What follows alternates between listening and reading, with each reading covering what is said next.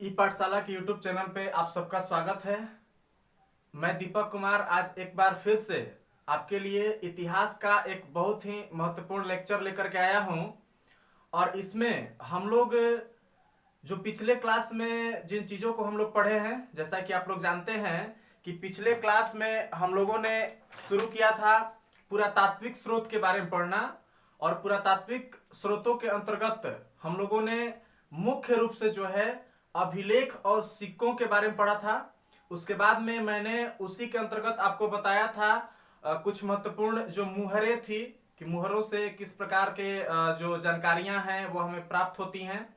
ये चीज मैंने आपको बताया था।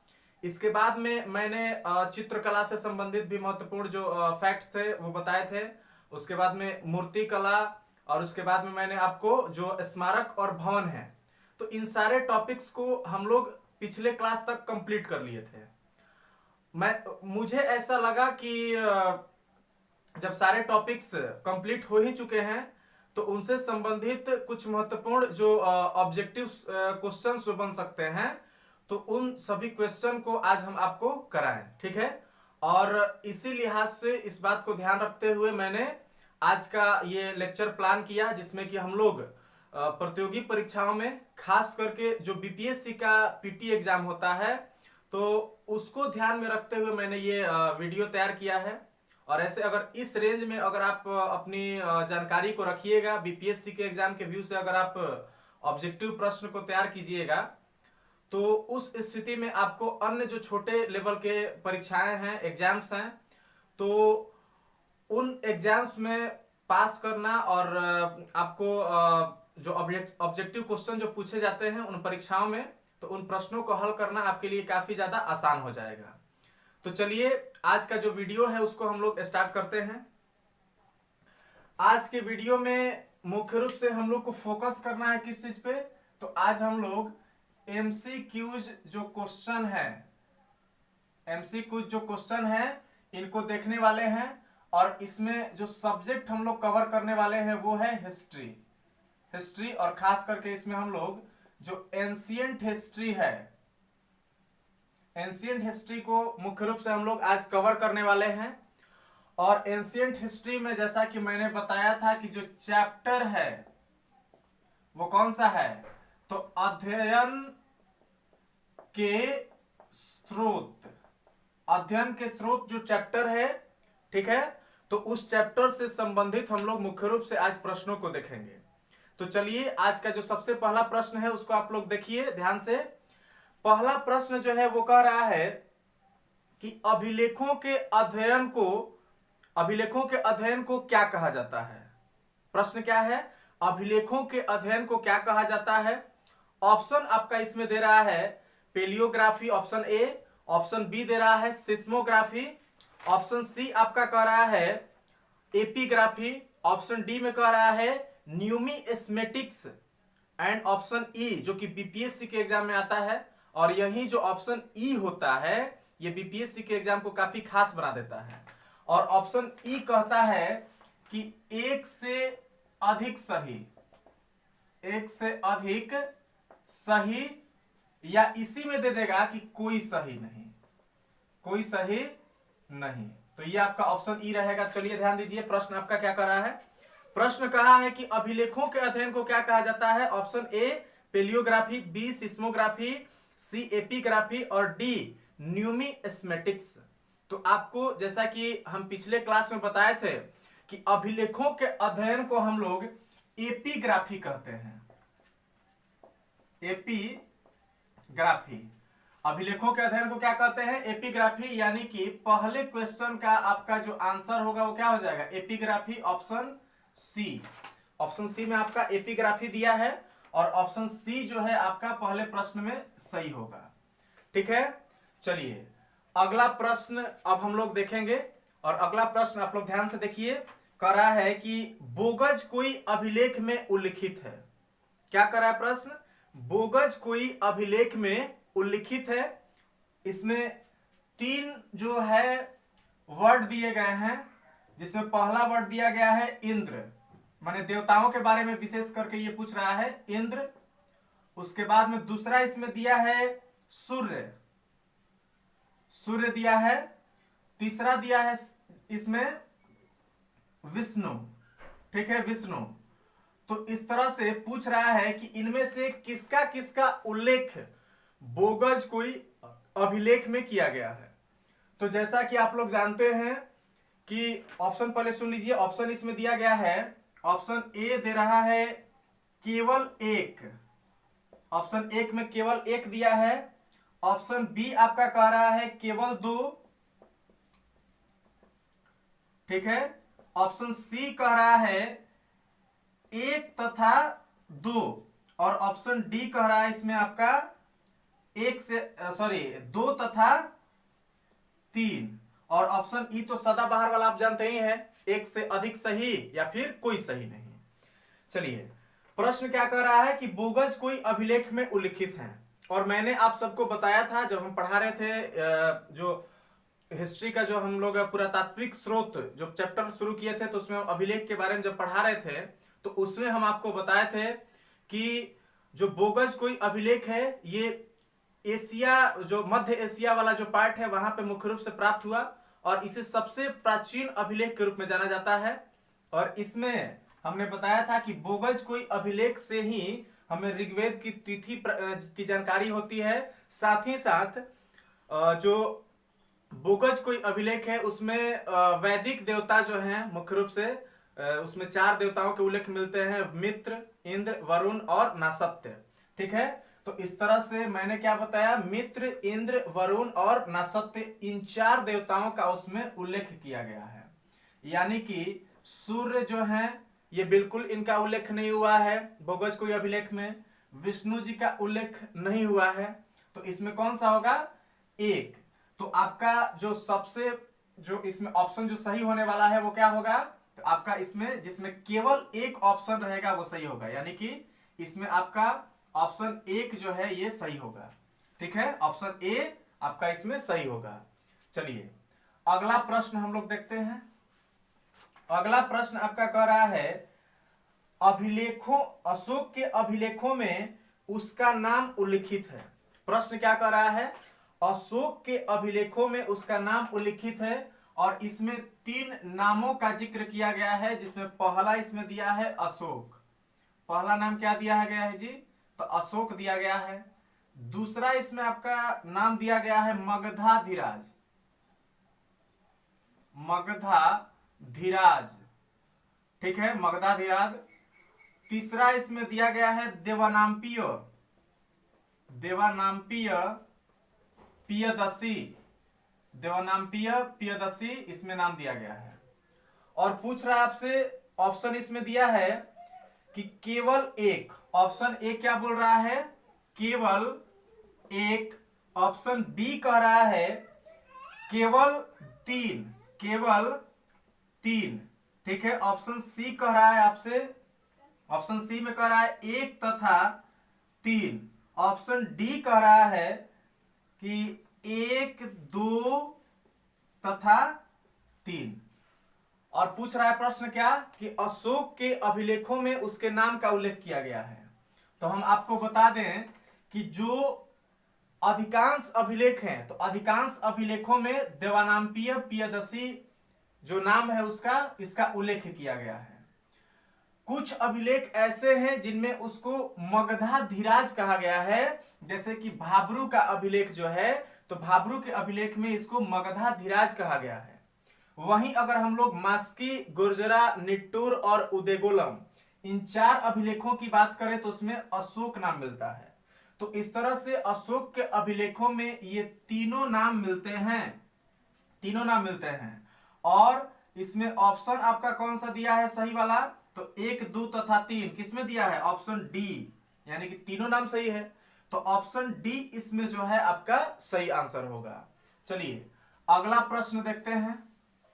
अगला प्रश्न जो है वो आपका कह रहा है, ध्यान दीजिए, अगला प्रश्न कह रहा है कि सर्वप्रथम किस अभिलेख में सती प्रथा का उल्लेख किया गया है, ठीक है। प्रश्न क्या कर रहा है चौथा आपका, कि सर्वप्रथम किस अभिलेख में सती प्रथा का उल्लेख मिलता है।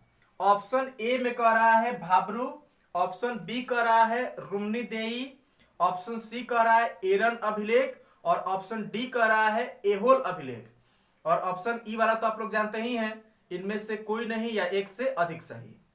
चलिए ध्यान दीजिए, तो हम आपको जब पढ़ा रहे थे अभिलेखों के बारे में तो उसमें हम आपको बताए थे कि एरन अभिलेख जो है, जो कि भानुगुप्त के शासनकाल में लिखवाया गया था, तो एरन अभिलेख में सबसे पहले जो है सती प्रथा का वर्णन मिलता है। तो इसमें आपका सही आंसर जो है चौथा क्वेश्चन का क्या हो जाएगा, ऑप्शन सी, एरन अभिलेख जो है ये आपका सही आंसर होगा, ऑप्शन सी। चलिए अगला प्रश्न देखते हैं। अगला प्रश्न कह रहा है कि कौन सही सुमेलित नहीं है। प्रश्न क्या कह रहा है, कौन सही सुमेलित नहीं है, और इसमें ऑप्शन ए दे रहा है वेशनगर। वेशनगर, ऑप्शन ए क्या कह रहा है, वेशनगर, और इसका यहां पे मेल किया है यशोधर्मन से, यशोधर्मन, ठीक है, यशोधर्मन। उसके बाद में बी कह रहा है ऑप्शन इसमें मंदसौर अभिलेख, मंदसौर अभिलेख, और मंदसौर अभिलेख का मेल कराया है स्कंदगुप्त से, स्कंदगुप्त, ठीक है, ध्यान दीजिए। उसके बाद में दिया है आपका ऑप्शन सी में एरन अभिलेख, और एरन अभिलेख का मेल कराया है भानुगुप्त से, भानुगुप्त। ऑप्शन डी जो है आपका इसमें दिया है प्रयाग स्तंभ लेख, ठीक है, प्रयाग स्तंभ लेख, और प्रयाग स्तंभ लेख का मेल कराया है समुद्रगुप्त से, समुद्रगुप्त से। चलिए ध्यान दीजिए, हम आपको बताए थे कि वेशनगर या विदिशा का जो अभिलेख है, ऑप्शन ई भी यहां पे ध्यान दे दीजिए थोड़ा सा, ऑप्शन ई में एक से अधिक सही,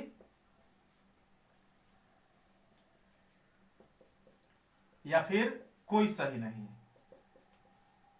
कोई सही नहीं। ध्यान दीजिए, हम आपको बताए थे, इसमें प्रश्न क्या पूछा है, थोड़ा एक बार फिर से सुन लीजिए।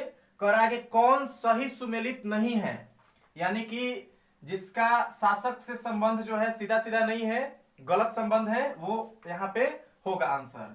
चलिए ध्यान दीजिए, कह रहा है कि वेशनगर, तो वेशनगर अभिलेख के बारे में, वेशनगर या विदिशा अभिलेख किसी को कहा जाता है, इसके बारे में हमने आपको बताया था कि वेशनगर या विदिशा अभिलेख जो है ये हेलियोडोरस के द्वारा लिखवाया गया था, हेलियोडोरस, ठीक है। तो इस तरह से हेलियोडोरस के द्वारा चूंकि ये लिखवाया गया था, और इसमें आपका कह रहा है कि कौन सही सुमेलित नहीं है, तो ये आपका बिल्कुल सही होगा, चूंकि सही सुमेलित नहीं है यहाँ पे। हेलियोडोरस ने इस अभिलेख को लिखवाया था, लेकिन यहाँ पे क्या दिया है, यशोधर्मन, तो ये इसमें सही होगा, ठीक है। चलिए, तो क्या आपको ऐसा लग रहा है कि सिर्फ इतना ही से काम बन जाएगा, तो नहीं, आप पूरा क्वेश्चन को समझिए। दूसरा देखते हैं हम लोग, मंदसौर अभिलेख, और मंदसौर अभिलेख जो है ये यशोधर्मन के द्वारा लिखवाया गया था, यानी कि ये भी सही सुमेलित नहीं है, तो आपका सही आंसर ये भी होगा। तो इसमें चूंकि दो दो सही आंसर मिल जा रहे हैं, तो इस स्थिति में आपका इस प्रश्न के लिहाज से सही आंसर क्या होगा। तो चलिए ध्यान दीजिए, प्रश्न के अनुसार जो है कह रहा है कि कौन सही सुमेलित नहीं है, तो दो दो को सही सुमेलित नहीं है, तो ऑप्शन सही कौन सा होगा। तो ध्यान दीजिए, ऑप्शन ई में क्या कह रहा है, एक से अधिक सही या कोई सही नहीं। तो बताइए, एक से अधिक सही है या नहीं है ना। तो एक से अधिक सही या कोई सही नहीं वाला जो ऑप्शन है वो आपका सही होगा, यानी कि इसमें ऑप्शन ई जो है वो सही आंसर होगा, ठीक है। चलिए, तो हम लोग 5 प्रश्न जो है मुख्य रूप से देख चुके हैं। अगला प्रश्न अगर हम लोग देखें, तो अगला प्रश्न आपसे पूछ रहा है कि अशोक के अभिलेखों में प्रयुक्त लिपियां हैं। क्वेश्चन क्या दे रहा है कि अशोक के अभिलेखों में प्रयुक्त लिपियां हैं, इसमें लिपि के नाम दिया है, और लिपि के नाम में पहला दिया है देवनागरी, पहला लिपि क्या दिया है, देवनागरी। दूसरा दिया है अरमाइक, दूसरा क्या दिया है जी, तो अरमाइक। तीसरा इसमें अगर हम लोग देखें तो तीसरा दिया है ब्राह्मी, ठीक है, ब्राह्मी लिपि। और उसके बाद में चौथा दिया है यूनानी, यूनानी। तो ध्यान दीजिए, हमने आपको बताया था कि अशोक के अभिलेख जो है वो मुख्य रूप से 4 लिपियों में मिलते हैं, जिसमें से आपको हम बताए थे ब्राह्मी, खरोष्ठी, यूनानी और अरमाइक। और यहां पे आपको जैसा कि दिख रहा है, यूनानी जो है सही है, ब्राह्मी सही है, अरमाइक सही है। ये तीनों जो लिपियां हैं ये अशोक के अभिलेख में आमतौर पे मिलती हैं, यानी कि आपका जो देवनागरी लिपि है ये नहीं मिलेगा। ऑप्शन की अगर हम लोग बात करें तो ऑप्शन आपका इसमें दिया है, ऑप्शन इसमें दिया है आपका 1 तथा 2। ऑप्शन ए में दिया है 1 2, बी में दिया है आपका 1 2 और 3, तीनों दिया है। उसके बाद में सी में दिया है आपका 1 2 3 और 4 दिया है, और डी में दिया है 2 3 4। तो आपका सही आंसर क्या होगा? 2 3 4 जिसमें होगा वो सही आंसर होगा, यानी कि ऑप्शन डी जो है ये आपका सही होगा। ई तक जाने की जरूरत ही नहीं है इसमें। चलिए, तो ऑप्शन डी इसमें सही आंसर होगा। चलिए आगे देखते हैं अगला प्रश्न। और अगला प्रश्न आपका कह रहा है, अगला प्रश्न कह रहा है किस अभिलेख में अशोक को मगधा धिराज कहा गया है? और ऑप्शन इसमें दिए गए हैं, ऑप्शन ए है एहोल अभिलेख, ऑप्शन बी में दिया गया है एरड़ अभिलेख, ऑप्शन सी में दिया गया है मास्की अभिलेख, ऑप्शन डी जो है इसमें भाब्रू अभिलेख दिया गया है। चलिए ध्यान दीजिए, तो अशोक के अभिलेख के बारे में पूछ रहा है, और क्या पूछ रहा है कि उस अभिलेख में उसका नाम क्या होना चाहिए? तो मगधा धिराज होना चाहिए। तो इसमें अगर हम लोग इलिमिनेशन करें तो ध्यान दीजिए, एहोल अभिलेख तो बिल्कुल भी नहीं होगा, एहोल अभिलेख अशोक का अभिलेख है ही नहीं, तो ये तो बिल्कुल छट जाएगा। दूसरा कह रहा है एरन अभिलेख, तो एरन अभिलेख भी इसमें नहीं होगा क्योंकि ये अशोक का लिखित अभिलेख नहीं है। ऑप्शन सी कह रहा है मास्की, तो मास्की है लेकिन मास्की में उसका नाम अशोक दिया गया है, न कि मगधाधिराज। तो इस तरह से ये भी आपका सही नहीं होगा। तो सही आंसर इसमें क्या होगा? भाब्रू का अभिलेख, यानी कि ऑप्शन डी जो है ये सही होगा। किस क्वेश्चन में? आपका 7वां क्वेश्चन है, और 7वां क्वेश्चन का सही आंसर क्या होगा? डी होगा। कौन सा अभिलेख? तो भाब्रू का अभिलेख। भाब्रू के अभिलेख में अशोक का नाम जो है वो किस रूप में मिलता है? तो मगधाधिराज के रूप में मिलता है।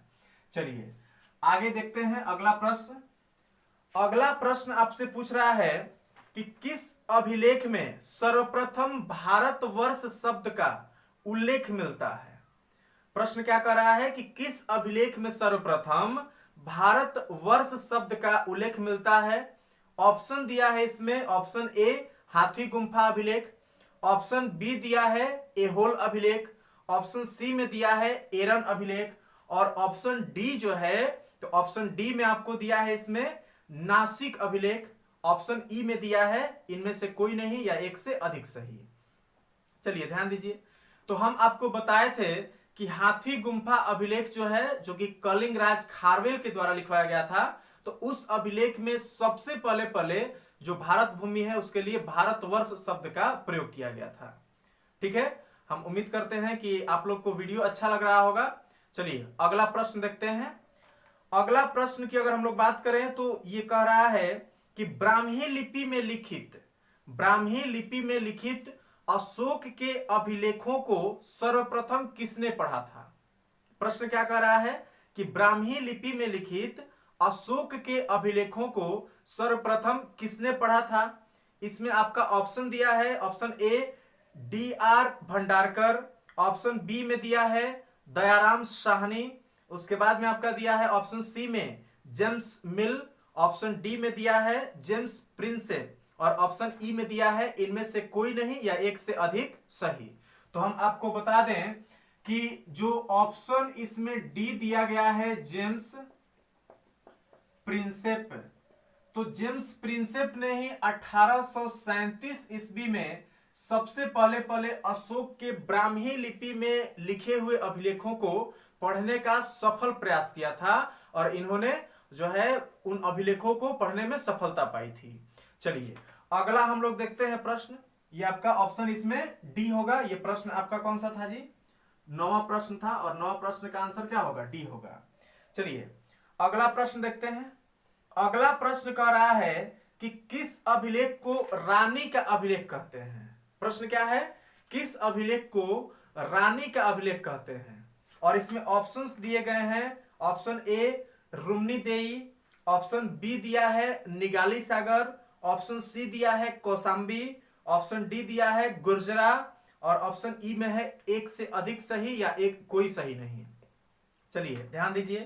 तो हम आपको बताए थे कि जो कौशाम्बी अभिलेख है, तो कौशाम्बी अभिलेख में ही उसके पुत्र तीवर और उसकी पत्नी कारुवाकी का उल्लेख मिलता है, और उस अभिलेख को ही हम लोग रानी के अभिलेख के नाम से जानते हैं।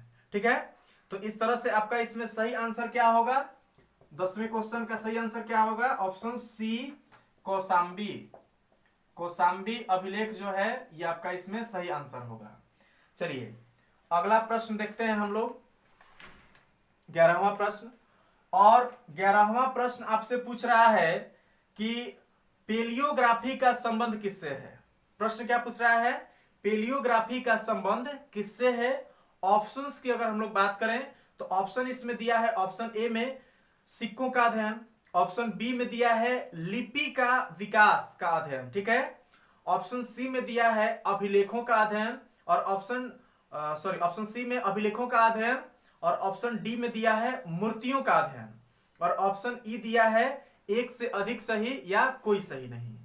तो हम आपको बताए थे कि सिक्कों के अध्ययन को न्यूमिस्मेटिक्स कहा जाता है, तो ये तो बिल्कुल भी नहीं होगा इसमें। उसके बाद में लिपि का विकास जो है, तो लिपि के विकास के अध्ययन को ही हम लोग पेलियोग्राफी कहते हैं, यानी कि 11वें क्वेश्चन का सही आंसर इसमें क्या होगा, बी। ठीक है, लिपि का विकास, लिपि के विकास का अध्ययन जो है उसे हम लोग क्या कहते हैं, पेलियोग्राफी कहते हैं। चलिए अगला प्रश्न देखते हैं। 12वां प्रश्न कह रहा है आहत सिक्कों को और किस नाम से जानते हैं।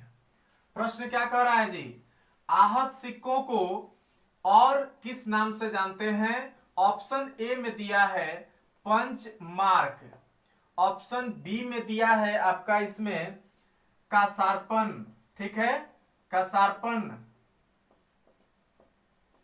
कासार्पण दिया है।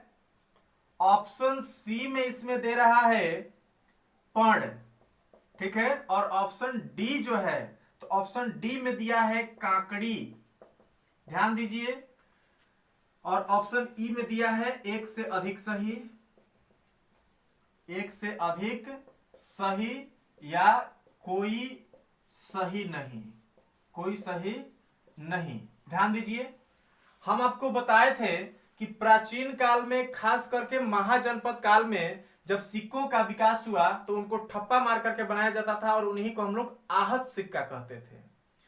उन सिक्कों पे कुछ आकृतियां अंकित रहती थी, मार्क किया रहता था, और इसी के आधार पे उन सिक्कों को हम लोग पंचमार्क सिक्का भी कहते हैं।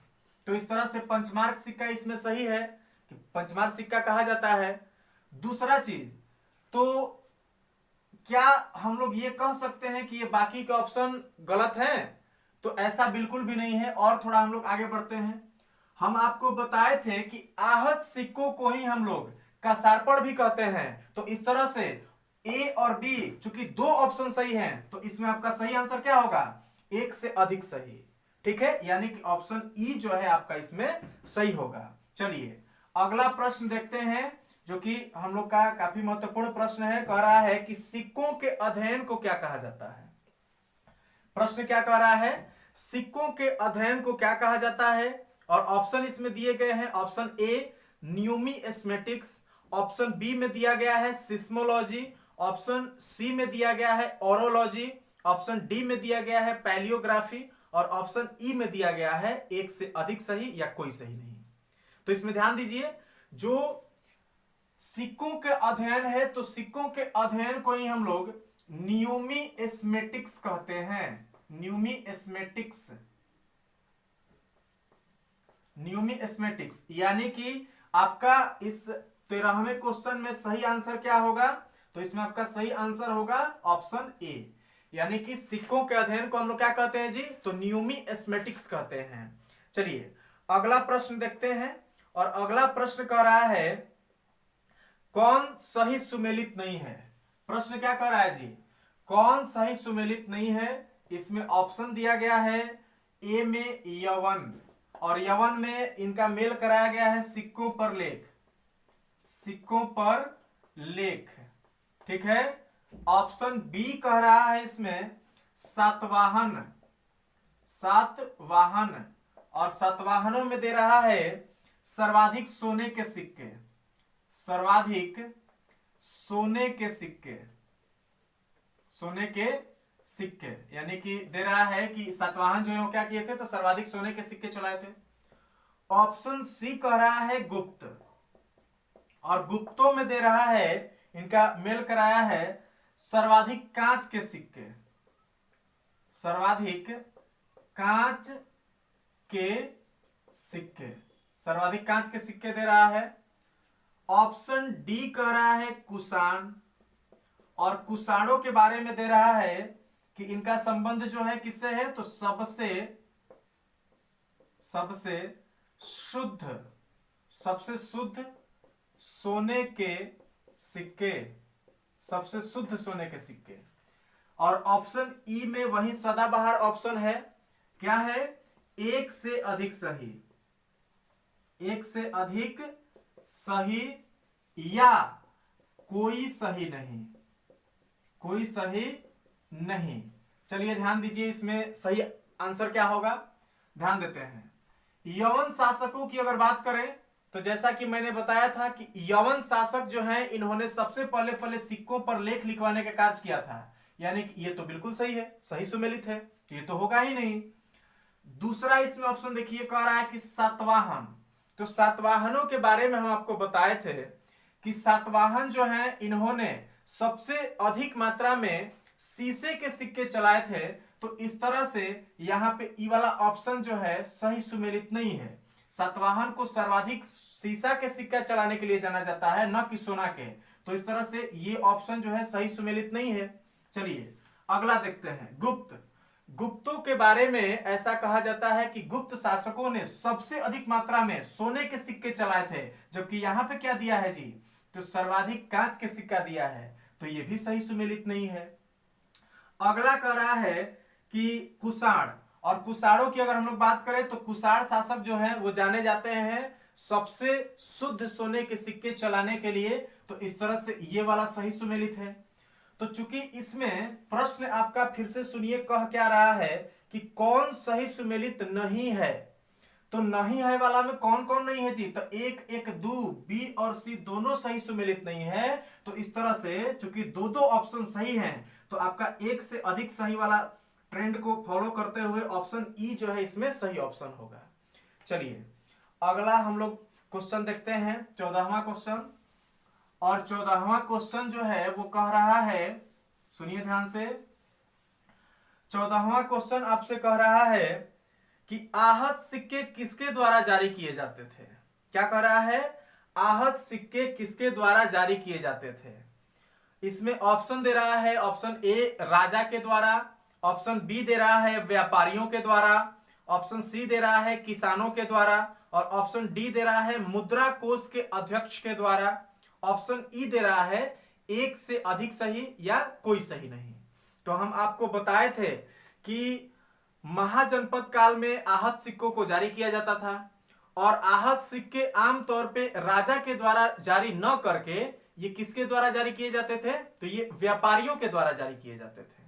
तो इस तरह से इसमें सही आंसर जो है आपका क्या हो जाएगा, 14वें क्वेश्चन का सही आंसर, सॉरी 15वां क्वेश्चन है आपका, 15वें क्वेश्चन का सही आंसर अगर हम लोग देखें तो इसमें सही आंसर आपका क्या होगा, बी, यानी कि व्यापारियों के द्वारा जो है ये जारी किया जाता था। चलिए अगला प्रश्न देखते हैं, और अगला प्रश्न आपसे पूछ रहा है कि मौर्य काल में, प्रश्न क्या है, मौर्य काल में मुद्रा का निरीक्षण करने वाले अधिकारी को क्या कहा जाता था। प्रश्न क्या कर रहा है, मौर्य काल में मुद्रा का निरीक्षण करने वाले अधिकारी को क्या कहा जाता था। और इसमें आपको ध्यान देना है, ऑप्शन ए दिया है लक्षणाध्यक्ष, ऑप्शन बी दिया है कोषाध्यक्ष, ऑप्शन सी दिया है मुद्राध्यक्ष। ठीक है, ऑप्शन ए क्या है जी, लक्षणाध्यक्ष, लक्षणाध्यक्ष, ऑप्शन बी इसमें दे रहा है क्या, कोषाध्यक्ष, कोषाध्यक्ष। ऑप्शन सी इसमें दे रहा है मुद्राध्यक्ष, मुद्राध्यक्ष। ऑप्शन डी दे रहा है रूपदर्शक, रूपदर्शक। ऑप्शन ई दे रहा है इसमें एक से अधिक सही, वहीं सदाबहार वाला। चलिए ध्यान दीजिए। अब चूंकि हम आपको बताए थे कि जो मौर्य काल की अगर हम लोग बात करें तो मौर्य काल में जो कोष के अध्यक्ष होते थे, मुद्रा कोष के जो अध्यक्ष होते थे, तो उनको हम लोग लक्षणाध्यक्ष कहते हैं। उसके बाद में कोषाध्यक्ष तो इसमें था ही नहीं, ठीक है, उस समय कोषाध्यक्ष का कोई पद नहीं था, मुद्राध्यक्ष का भी कोई पद नहीं था मौर्य काल में। तो ये हो गए मुद्रा कोष को संभालने वाले। मुद्रा कोष के अध्यक्ष कौन होते थे, लक्षणाध्यक्ष। ये दोनों थे ही नहीं। तो सही आंसर जो है क्या रूपदर्शक होगा, ऐसा लगता है आप सबको? तो कुछ लोग कहेंगे अरे रूपदर्शक, रूपदर्शक भैया कैसे हो जाएगा? रूपदर्शक तो मतलब ये हुआ कि चलिए रूप का सौंदर्य दर्शन करने वाले जो व्यक्ति हैं उनको कहा जाता होगा। तो आपको गलतफहमी हो रही है। रूपदर्शक जो है, रूपदर्शक को ही हम लोग जो है मौर्य काल के सापेक्ष में अगर बात करें तो मौर्य काल में सिक्कों का जो निरीक्षण करने वाले अधिकारी होते हैं उन्हीं को रूपदर्शक कहा जाता है। लड़का तो ये ऑप्शन देख के ही चौंधिया जाएगा, कह रहे रूपदर्शक, ये तो हो ही नहीं सकता, पक्का नहीं होगा। तो ये चीज आपको ध्यान देना है। ऑप्शन डी इसमें सही होगा, रूपदर्शक। चलिए आगे देखते हैं, सुनिए ध्यान से अगला प्रश्न। अगला प्रश्न आपसे कह रहा है कि मौर्य काल में मुद्रा का निरीक्षण करने वाले अधिकारी को क्या कहा जाता था? क्या कह रहा है? मौर्य काल में, सॉरी ये तो हो ही गया है 16वां क्वेश्चन। आगे देखिए 17वां क्वेश्चन कह रहा है कुषाणों ने सबसे अधिक किस धातु के सिक्के जारी किए? प्रश्न क्या कह रहा है? कुषाणों ने सबसे अधिक किस धातु के सिक्के जारी किए थे? इसमें ऑप्शन दिया है आपका, ऑप्शन ए सीसा, ऑप्शन बी दिया है चांदी, ऑप्शन सी दिया है सोना और ऑप्शन डी दिया है तांबा। तो हम आपको बताए थे कि कुषाण जो है वो मुख्य रूप से सिक्कों के मामले में अगर बात किया जाए तो 3 तरह से प्रसिद्ध हैं। सबसे पहली चीज कि कुषाण जो है उन्होंने चांदी के सिक्के बिल्कुल नहीं जारी किए थे, तो ये ऑप्शन तो बिल्कुल कट जाएगा, ऑप्शन बी तो होगा ही नहीं। उसके बाद में सीसा नहीं जारी किए थे, ये भी नहीं होगा आपका। उसके बाद में दिया है आपका सोना, तो सोना के सिक्का जो है उन्होंने जारी किए थे और सबसे शुद्ध सोने के सिक्के जारी किए थे। और अगर हम लोग सबसे अधिक सिक्के कुषाणों के द्वारा जारी करने की बात करें तो उन्होंने सबसे अधिक मात्रा में तांबा के सिक्का को जारी किया था, न कि सोना को। सोना को सबसे ज्यादा किसने जारी किया था? गुप्त ने।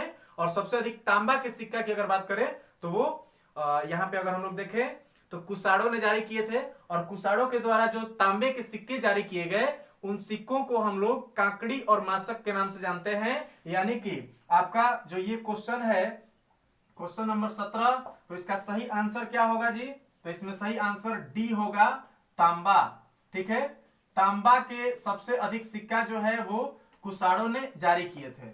18वां क्वेश्चन पढ़ते हैं। 18वां क्वेश्चन कह रहा है कि सातवाहनों ने किस धातु के सिक्के जारी किए थे?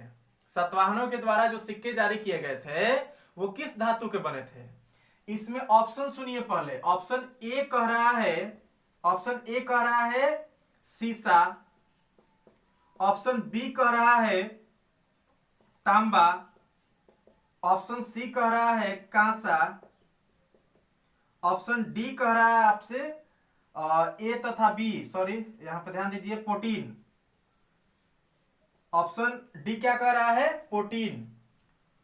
तो इस तरह से अगर हम लोग देखें तो हम आपको बताए थे कि सातवाहनों ने सबसे अधिक मात्रा में सीसा के सिक्का जारी किए थे, लेकिन ऐसा बिल्कुल भी नहीं है कि उन्होंने सिर्फ और सिर्फ सीसा के सिक्का जारी किए थे। उन्होंने जो सिक्के जारी किए थे उनमें कुछ सिक्के सीसा के थे और कुछ सिक्के जो है वो प्रोटीन के बने होते थे। तो इस तरह से इसमें आपका जो सही आंसर है वो क्या हो जाएगा? एक माने ए और डी दोनों सही है, तो इस तरह से ई वाला ऑप्शन जो है वो सही होगा, एक से अधिक सही। यानी कि इसमें आपका सही आंसर जो क्या हो जाएगा 18वां क्वेश्चन में ऑप्शन ई, एक से अधिक सही वाला, एक से अधिक सही, एक से अधिक सही इसमें आपका आंसर होगा। चलिए अगला प्रश्न देखते हैं। कह रहा है कि कुसाडो ने किस धातु के सिक्के नहीं जारी किए थे। प्रश्न क्या कर रहा है, कुसाडो ने किस धातु के सिक्के नहीं जारी किए थे, और इसमें आपका ऑप्शन दे रहा है ऑप्शन ए चांदी, बी सोना, सी तांबा, डी ए तथा बी दोनों, और ई में कह रहा है एक से अधिक सही या कोई सही नहीं। तो इसमें आपको ध्यान देना है, अभी तुरंत जस्ट पहले हमने बताया कि कुसाड जो है तो कुसाडो ने चांदी के सिक्के बिल्कुल नहीं चलाए थे। चांदी के सिक्कों का प्रमाण जो है कुसाडो के मामले में नहीं मिलता है। तो इस तरह से आपका इसमें सही आंसर जो है वो क्या हो जाएगा जी, 19वां क्वेश्चन का ऑप्शन ए, यानी कि कुसाडो ने चांदी के सिक्के नहीं जारी किए थे, ये आपका सही ऑप्शन हो जाएगा। अगला देखते हैं लास्ट क्वेश्चन। कह रहा है कि किस शासक के सिक्कों पर मोर के चिन्ह अंकित हैं। प्रश्न क्या कर रहा है, किस शासक के सिक्कों पर मोर के चिन्ह अंकित हैं। ऑप्शन सुनिए, ऑप्शन ए में है विम कैडफिसस, ऑप्शन बी में है अशोक, ऑप्शन सी कह रहा है भानुगुप्त, और ऑप्शन डी कह रहा है कुमारगुप्त। तो इसमें ध्यान देना है कि विम कैडफिसस को जाना जाता है उत्तरी भारत में सोने के सिक्कों को प्रसारित करने के लिए, जारी करने के लिए। अशोक जो है ये तो महान है, इनका तो बात ही मत कीजिए। भानुगुप्त जो है तो भानुगुप्त को अभिलेख के मामला में ये ज्यादा महत्वपूर्ण है, सिक्कों के मामले में ये महत्वपूर्ण नहीं है।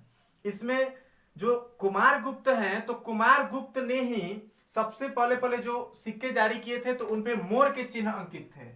तो यहां पे ध्यान देना है आपको, जो 20वां क्वेश्चन है इसका आंसर क्या होगा, डी, यानी कि कुमारगुप्त जो है तो कुमारगुप्त के सिक्कों पर ही, कुमारगुप्त के सिक्कों पर मोर के निशान जो है, मोर के चित्र अंकित थे। ठीक है, तो ये आपके जो 20 क्वेश्चन थे वो हम लोग देखे, जो कि पुरातात्विक स्रोत जो चैप्टर है उससे संबंधित थे, और इसको हम लोगों ने कंप्लीट किया। हम उम्मीद करते हैं कि आपको ये वीडियो काफी अच्छा लगा होगा। अगर आपको वीडियो अच्छा लगा हो तो वीडियो को लाइक कीजिए और अपने दोस्तों के साथ शेयर कीजिए, ताकि ज्यादा से ज्यादा लोग जो हैं वो हमारे वीडियो से जुड़ सकें और इसका लाभ उठा सकें। और साथ ही साथ अगर आपने हमारे चैनल को सब्सक्राइब नहीं किया है, आप हमारे चैनल पे नए जुटे हैं, तो आप हमारे चैनल को सब्सक्राइब कीजिए और बेल आइकन को प्रेस कीजिए, जिससे कि आपको हमारे सभी वीडियोज के बारे में नोटिफिकेशन मिलता रहे। चलिए तब तक के लिए धन्यवाद, मिलते हैं फिर अगले क्लास में।